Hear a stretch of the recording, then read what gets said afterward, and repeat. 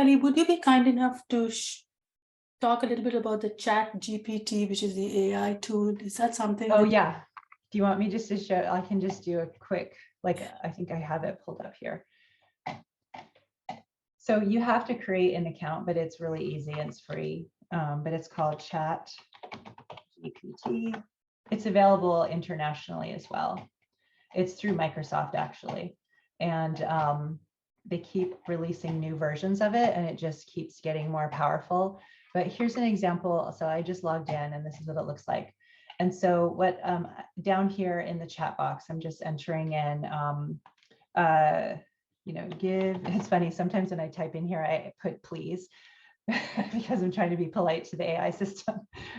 Give me 10 ideas for how to cook dal. Yeah.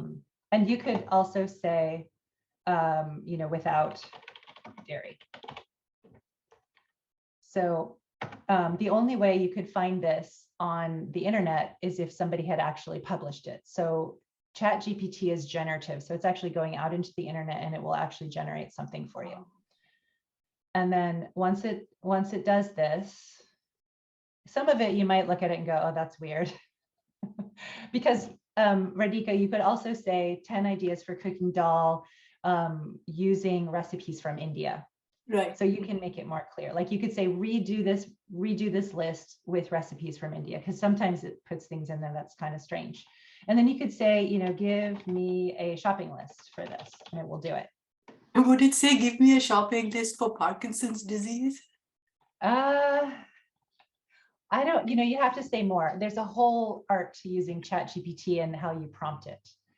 So what you might want to say is, if I wanted to make a shopping list for people with Parkinson's disease, what would I need to ask you? So anyway, it's pretty amazing tool.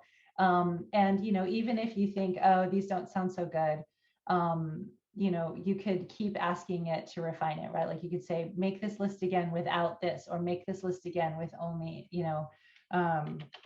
make this list again, or, sometimes it'll tell you to just say it, to type it in again. So if you just say, give me 10 ideas how to cook, using recipes from India. Yeah, thank you so much for showing this. This is like a new toy.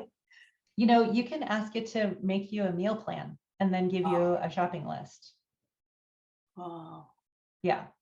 And the thing is that you need, when you're entering something in the internet, you're trying to find something somebody already created. Right. But when you're using ChatGPT, you're asking it to create something for you based off of what it gathers from the internet. And so you need to be specific, as if you were talking to another person, like, please do this and this and this and this and this. And there's a tur dal sambar. That's exactly what I made for dinner. So everybody come on over and have some sambar at my house. So anyway, people may have more or less comfort with using something like this, but it's a really powerful tool and it just keeps getting more powerful and it's free. So, Very nice, Kelly. so Very you could nice. just say, make me a shop, either could just say shopping list, or this might actually be better. Give me the recipes for, and then you could just, cut and paste, like, wow, go like that, and just say, give me the recipes for that. Sure, here are the recipes for, yeah.